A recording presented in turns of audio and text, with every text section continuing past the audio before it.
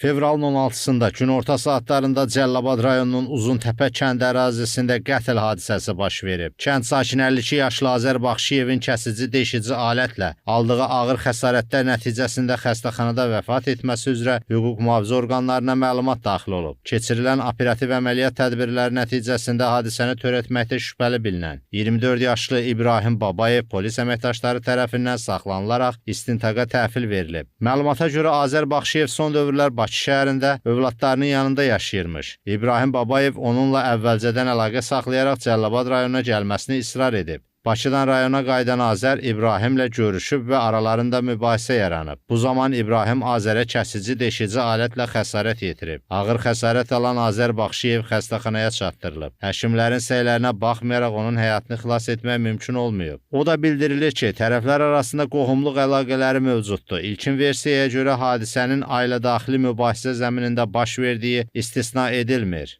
Bu yaxın günlərdə dünən gəlib, bu gün gəlib beləncə bu hadisə törənib. Hadisə də törədən də Musalı kənd sakinidir.